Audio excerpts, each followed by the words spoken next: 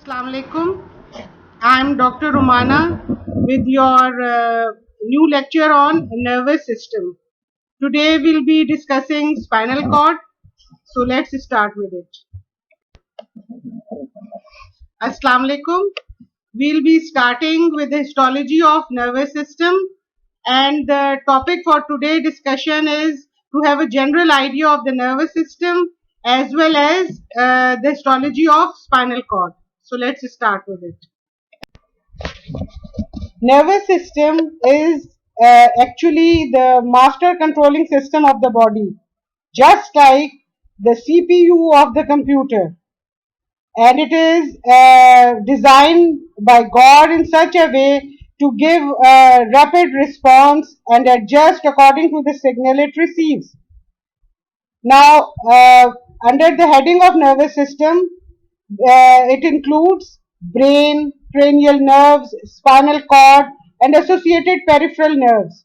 All of these get together and help us in a proper response to a stimuli. Nervous system is divided into central nervous system and peripheral nervous system. Now the central nervous system include brains and spinal cord with their nuclei and tracts. Now have an idea that what is nucleus? It is the nucleus which is present in the collection of the cell bodies in the central nervous system. While in the peripheral nervous system, it consists of ganglia, cranial nerves, spinal nerves, and peripheral receptors. Now, what is ganglia? Ganglia is actually the collection of the nerve cell bodies in the peripheral nervous system, while nerve is the bundle of nerve fibers in the peripheral nervous system. So, have an idea that the nucleus is the collection of the cell bodies in the central nervous system, and the tract is actually the collection of these nerves within the central nervous system. And ganglia and nerve are present in the peripheral nervous system. So have an idea about this, because this is usually asked in your viva also, that what is, do you understand by cranial nerve nuclei, or what is nucleus, or what are tracts, and what are ganglia and nerve. Now starting with the nervous tissue histology. Nervous tissue is composed of two types of cells, neurons and neuroglial cells, or the supporting cells. Now the neuroglial cells include astrocytes, oligodendrocytes, microglia, and ependymal cells in the central nervous system. While in the peripheral nervous system, these are the supporting cells to the neurons are Schwann cells and the satellite cells. Morphologically, the neurons can be classified into multipolar, bipolar, and pseudopolar cells. Functionally, they are motor, sensory, and interneurons. Now, as you can see in the diagram, that the neuron is composed of having a cell body, and at one end we see a long nerve fiber going, which is the dendrite, and at the other end we see the axon. And in the microscopic picture, you can very well see that the neuron has got a body which is basophilic in color in this slide, and it has got a nucleus. And on one side, you can see the dendrites are present, and on the other side of the cell body is a long nerve fiber it's coming out, which is the axon, and just close to it there are present supporting cells also. As I've already told you that these supporting cells surrounding the neuron in the central nervous system are oligodendrocytes, astrocytes, and while in the peripheral nervous system they are the Schwann cells and the satellite cells. Now their function will be according, you will study the function of the neurons in physiology also, that they are either motor in function or they carry sensory stimuli, and some of them they are the interneurons. Now to elaborate a little bit about this classification and to repeat whatever you have studied in the first year, that the nerve cell, that is the neuron, can be multipolar, bipolar, or unipolar. So it has got a centrally placed cell body, which is also called as a soma. And then at one end, just close to the cell body, you can very well appreciate in the first diagram that it has got afferent processes of the neuron.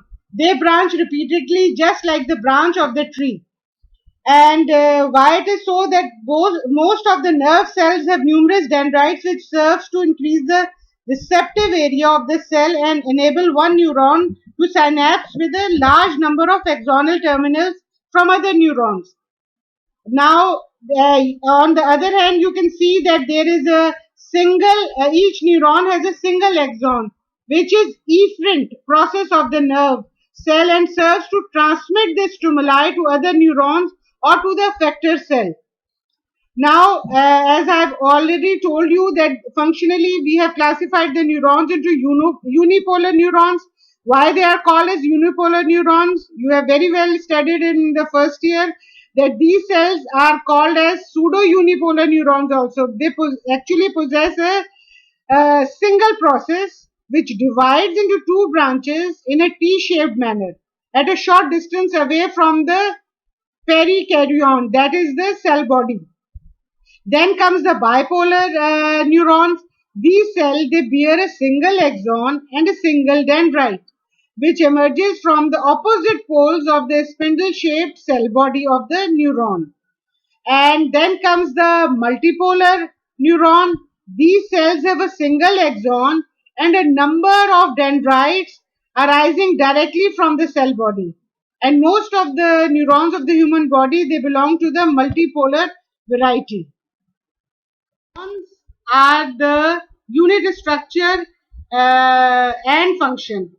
And as I have already discussed, that it has got a cell body, dendrite, and an axon. And they vary in size, some of them, and are very small, but some of them are very large also. So the size varies between 5 to 150 micrometer. They vary in shape also, and their main function is to carry the signal or the nerve stimuli or release neurotransmitter so as to continue with the response of the body according to the stimuli. This is another diagram in which you can see the cell body, the dendrites, which are present in the form of branches of the tree, and the single axon which is coming from that cell body. And you can also see the microscopic picture, how they appear. This is actually the microscopic picture of a motor neuron showing dendrite, cell body, neuroglial cell which is surrounding the neuron, and the axon. In this diagram, you can see the different types of the supporting cells, which are also called as neuroglial cell or simply glial cells. They are oligodendrocytes, Schwann cells, ependymal cells, and microglial cells. We will discuss a little bit briefly about each of them.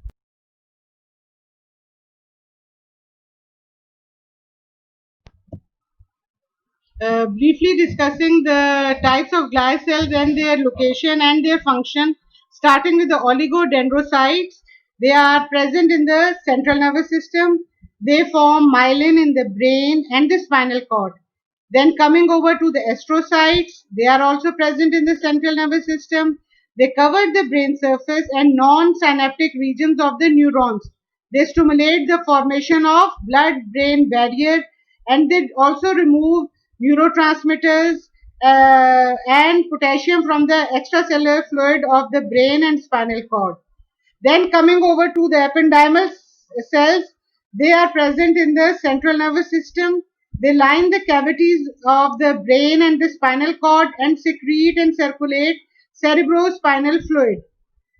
Now the microglial cells, they are also present in the central nervous system. They actually phagocytize and destroy microorganisms, foreign matter, and dead nervous tissue. The two types of the glial cells in the peripheral nervous system, as I've already mentioned, they are the Schwann cells. So Schwann cells are present in the peripheral nervous system. They are actually in the form of neurilemma around all peripheral nervous system nerve fibers and myelin around most of them. They aid in the regeneration of damaged nerve fibers. Then coming over to the satellite cells, they are present in the peripheral nervous system. They actually surround the cell bodies of the neurons in the ganglia. However, their function is uncertain. In this picture, you can see oligodendrogliocytes, which are present in the central nervous system. They form myelin sheath in the central nervous system, and they have got fewer branches than the astrocytes. You can see the neuron, and just close to it present the oligodendrocyte cell to help in the formation of myelin sheath, where in the central nervous system, that is the brain and the spinal. In this slide, you can very well see that the astrocytes, they have got a star-shaped body, and they have got many branches. That is, the processes of the astrocytes are large number, and they are present close to a blood vessels. So they are helping in the formation of blood-brain barrier. These few pictures which I have selected will revise your knowledge that you have gained in first year, so as to revise it properly. Coming over to the ependymal cell, which are also present in the central nervous system. Their shape is columnar in shape. They are actually lining the ventricles and central cavities of the brain and spinal cord. They secrete cerebrospinal fluid. Now, on the top of that is the apical region of the columnar cell. You can see there are present large number of cilia. These cilia are helping the ependymal cells to circulate in the cerebrospinal fluid. Now, the microglial cells, they are also present in the central nervous system. Their appearance is like thorny bushes in appearance, and the smallest glia. Their function is to phagocytize the foreign bodies present in the central nervous system, and they originate from the monocytes. So this is the shape, and you can see that the microbes, cellular debris is being taken up by the microglial cells. Now the nerves, which are part of which system? They are actually the part of peripheral nervous system. They consist of nerve fibers, and the different layers of the nerve fibers are endoneurium, perineurium, and the epineurium. When we move from inside to out, then the nerve fibers, which are also the part of the peripheral nervous system, are actually, they can be myelinated or unmyelinated, and nodes of Renoir are also present over there. You have studied nerves, peripheral nerves, ganglia in the first year, so it's just the repetition. Today we'll be discussing the histology of spinal cord. But before starting with it, we should have an idea of the spinal cord grossly. So the spinal cord is enclosed in a bony cage that is a vertebral column extending from the foramen magnum in the cranial cavity to the intervertebral disc between the lumbar 1 and lumbar 2. It is continuous above with the medulla oblongata, while its lower end ends in the form of conical shape, and it is called as the conus medullaris. It has got two enlargement, one in the cervical and other in the lumbar region. This is a brief introduction to the gross appearance of the spinal cord.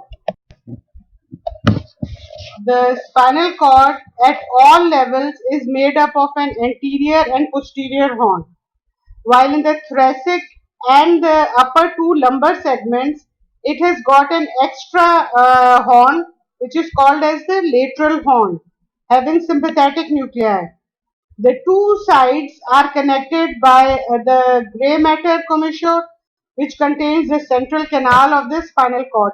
This you can see in the cut section of the spinal cord with the naked eye appearance. Spinal cord is formed of two identical halves made of central H-shaped gray matter, which is surrounded by the white matter. And you can see in this slide that there is a darker area, that is the gray matter, in which dorsally or posteriorly is entering the dorsal root of the nerve, and there is an anterior horn which is present in the gray matter. The lighter colored area is showing actually the white matter, and the nerve roots are coming out from the anterior horn. They both the posterior and the anterior horn join to form the spinal nerve. This is the diagrammatic presentation of the spinal cord. You can see the darkly area, eosinophilic area, that is the gray matter. And what are you going to see in the gray matter? You can see the posterior horn and the anterior horn. Now it is joined in the center by the limb of the horizontal limb of the H, bearing the central canal in the center, which is lined by the ependymal cells, already discussed. Now in the anterior horn and the posterior horn, you see multipolar neurons, and just surrounding them there are present the supporting cells. Those are called as the glial cells. Now coming towards the outer side, you can see the cut section of the bundles of the nerves in the white matter, which are present in the white matter, and you can also see the capillaries which are present over there. These are actually the one with a centrally placed nerve and surrounded by the myelin. And some of them are empty also. Those are the unmyelinated fibers. This is how you are going to see the spinal cord under the microscope. You can see the gray horn which has got a ventral horn, dorsal root, and just close to it is also present the sympathetic ganglia. Now it has got the white matter which is a little bit lighter in color as compared to that of the gray matter. And in the anteriorly you can see the anterior spinal artery and the anterior median sulcus. Now, as we see the transverse section of the spinal cord, it is, you can see in the diagram above that I have drawn, that it is oval in shape, more flattened anteriorly as compared to the posterior end. While in the center there is a circular cavity which is called as the central canal, and it is lined by the ependymal cells and contains CSF. Now, what is the lining of the ependymal cell? What is actually the shape of the ependymal cell? They are actually columnar in shape. While dorsally in the midline there is a septum which is called as the dorsal medium septum. It is composed of neuroglial cells. Neuroglial cells are actually the supporting cells of the neurons. Opposite the dorsal median septum is a groove which is known as the dorsal median sulcus. Now, please have a concept of septum and sulcus.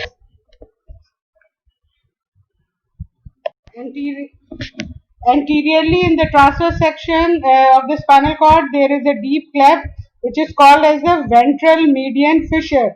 Now the fissure is more deeper than the sulcus. While in the dorsolateral part, there are shallow grooves on either side, and they are called as the dorsal lateral sulci.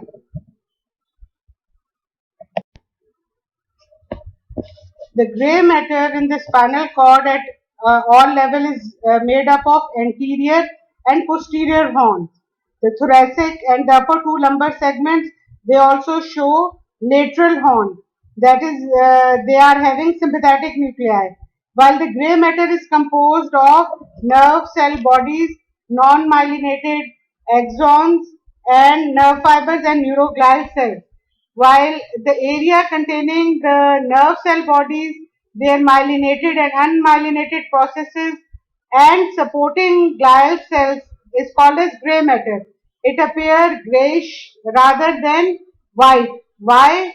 Because the Nissl bodies which are present in the cell body of the neuron, they impart a gray color, and there is little or no myelin in these areas, while the white matter is made up of dorsal, lateral and ventral columns. The white matter contains bundle of myelinated and very few unmyelinated nerve fibers, that is the axons. It also contains neuroglial cell bodies, mostly oligodendrocytes, that produce myelin in the central nervous system, and few blood capillaries. It lacks the nerve cell bodies and dendrites. So the whitish color of the myelin gives white matter its name. So please, this question is usually asked, that why the gray matter appears grayish in color. It is because of that Nissl granules are present in the cell body of the neuron, and white matter appears so because of the myelin present in the because of the bundles of myelinated nerve fibers, and it does not have any nerve cell bodies and dendrites, only axons are present. So this is the main difference between the gray and the white matter. The above picture is showing a part of the gray matter. Motor neurons in these pictures you can see the nerve cell body which contains nucleus and Nissl bodies. Now what are Nissl bodies? They are actually the patches of the rough endoplasmic reticulum and free ribosomes which appear as blue granules in the cytoplasm of the motor neurons. This is the microscopic picture structure of the spinal cord just around the central canal. You can see that the central canal is present in the gray matter, and above it is present the horizontal limb of the H-shaped gray matter. That is the one which is lying anteriorly is the anterior commissure, and one which is lying posteriorly is the posterior commissure, and it is lined by ependymal cells. Ependymal cells are actually the columnar cells. You can see the different levels of the nuclei in this diagram. Also cilia at its top end, which is that is the apical end, and they are present towards the central canal. It produces CSF, and these cilia help in its mobilization in the CSF. Discussing the nerve cells present in the anterior gray column, they are actually large and multipolar. So when you are going to draw the anterior horn of the spinal cord, you will have to draw large multipolar neurons in it. The axons, they pass out in the anterior nerve root as alpha efferents. Then the smaller nerve cells are also multipolar, and their axons pass out in the anterior nerve root as gamma efferents. Discussing the nerve cells present in the lateral gray column, as we know that this extra lateral gray column is present at the level of T1 to L2 level. Cells give rise to preganglionic sympathetic fibers, while in the S2, S3, S4, they give rise to preganglionic parasympathetic fibers. So the lateral horn, when you are drawing the H-shaped area, that is the gray matter in the spinal cord, if you are mentioning the thoracic level, or that is from T1 to L2, then you will have to draw an extra horn in the which is called as the intermediolateral group of cells which will be present at the level of T1 and L2. So you should remember that this extra lateral horn is present at this level. Rest of them have only got an anterior horn and a posterior horn in the cervical and in the lumbar region. We have discussed the anterior horn, lateral horn, and the posterior horn. Now, what is the area which is present gray matter surrounding the central canal is called as the gray commissure, and it is actually the horizontal limb of the H or the butterfly shape of the gray matter. It is connecting the gray on each side. In the center is present the central canal, and by which type of cells it is lined? The central canal is lined by the ependymal cells. Now the region of this gray commissure which is present posterior to the central canal is called as the posterior gray commissure, while this gray commissure in front of the central canal is called as the anterior gray commissure. The central canal is present throughout the spinal cord, and it is continuous above, that is superiorly, with the medulla oblongata, and inferiorly this canal expands as the terminal ventricle and terminates within the root of the filum terminale. We have discussed the gray matter. I hope it is clear. Now coming over to the white matter. The white matter is divided into an anterior white column, lateral white column, and the posterior white column. It consists of nerve fibers, mostly myelinated and very few unmyelinated axons. And why I have told you earlier that it appears white, it is the white color is imparted to this region because of the presence of the myelin sheath. This completes the gray and the white matter in detail. Spinal cord is also surrounded by meninges, and the outermost, that is moving from outside to inside, is the first layer is the dura mater, then is the arachnoid matter, and the third is the pia mater, and some call it is pia mater, but I don't like the word pia, so I'll say pia mater. Having a little bit detail of the dura mater. Dura mater is a dense, strong, fibrous membrane, and it is enclosing the spinal cord and the cauda equina, while it is continuous above with the meningeal layer of the dura which is covering the brain, and it ends at the level of S2, separated from the wall of the vertebral canal by the extradural space. So the space between the vertebral column and the dura mater is called as the extradural space. It contains loose areolar tissue and internal vertebral venous sinuses. The arachnoid matter, which is the second layer and the layer which is present between the dura outside and the pia mater inside, is actually a delicate, impermeable membrane. It is separated from the pia mater by the subarachnoid space. It is continuous above with the arachnoid matter which is covering the brain, and it ends at the filum terminale at the level of S2. The innermost layer is the pia mater. It is a vascular membrane. It closely covers the spinal cord, and it is thickened on either side between the nerve roots to form the ligamentum denticulatum. Ligamentum denticulatum. It has got teeth-like extensions. As in the teeth we call is dentine, so they are teeth-like extensions of it. The arterial supply of the spinal cord is through the anterior spinal artery, posterior spinal artery, and segmental spinal artery. So this completes your general concept of the nervous system. I have revised a few topics from the first year, and then I have given you in detail the histology of the spinal cords and the different types of the cells which are present in the nervous system, their functions.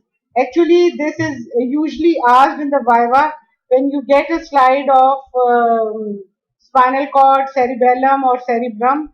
So the examiner usually asks these types of questions: what are neuroglial cells? What is actually the shape of different neurons? Why they are so? Why the gray matter appears gray? Why the white matter is appearing white? Why? And I've also in this lecture I've also added diagram of the spinal cord and how you are going to draw it, and I will also upload the exact diagram that you have to draw on your astrology batch page. So thank you for listening.